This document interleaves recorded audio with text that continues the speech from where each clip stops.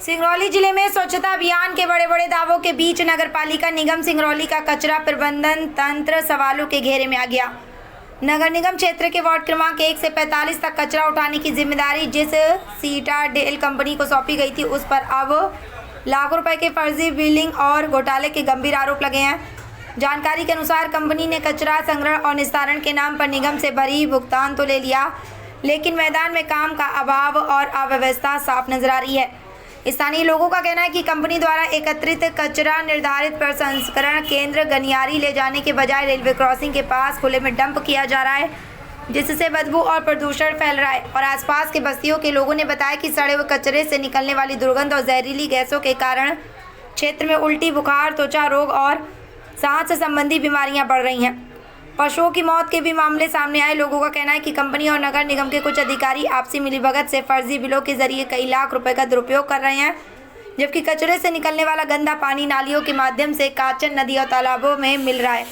जानकारों का कहना है कि यह स्थिति यदि नियंत्रण में नहीं आई तो नल जल योजना के जल स्रोत भी प्रदूषित हो जाएंगे, जिससे आम जनता के स्वास्थ्य पर बड़ा खतरा मंडरा रहा है।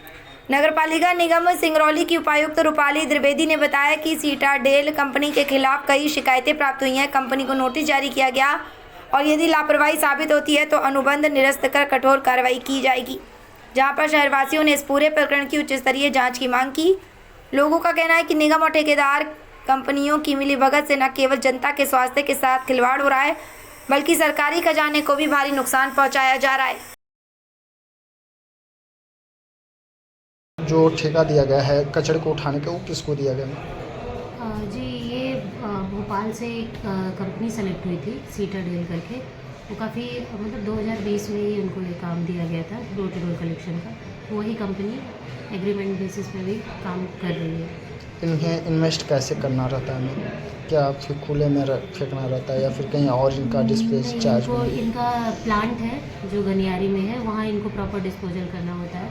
सूखा गीला कचरा अलग अलग डिस्पोज करना होता है। जो रॉ मटेरियल होते हैं उन्हें कहाँ डंप करने की इन्हें परमिशन दी गई जी, है? इनको रॉ मटेरियल इनका 3 या 4 तरीके से जो सेग्रीगेट करते हैं। ये MRF प्लांट इन्होंने बना रखा है गनियारी में, उसी में इनको सेग्रीगेट करना है। मैम, खुले में जिस प्रकार से डंप किया जा रहा है और पानी प्रदूषित हो रही है, मृदा प्रदूषण हो रहा है, लोगों की समस्याएं बढ़ती जा रही हैं मैम, तो इसके लिए क्या कुछ अभी तक पहल किया गया है?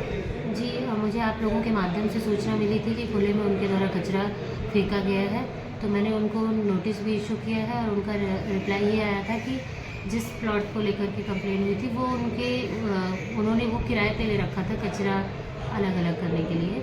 तो वो उनके प्लांट से लगा हुआ जो प्लॉट है उसी जगह पे वो कचरा। मैम, क्या एनटीपीसी किसको अपनी जो प्रॉपर्टी है वो क्या किस ठेके पे दे सकती है क्या? क्योंकि वो 50 एनटीपीसी की 50 है जहाँ पे ये डंप हो रही है कचरा।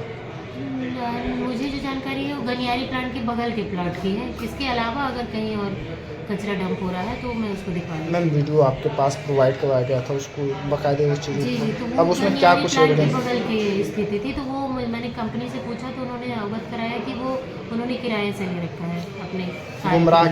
गुमराह कर रहे हैं उनके ऊपर, फिर इस तरह से क्या कुछ कार्रवाई होंगी? नहीं, बिल्कुल, अगर उन्होंने गुमराह किया तो उन पर निश्चित कार्रवाई की जाएगी।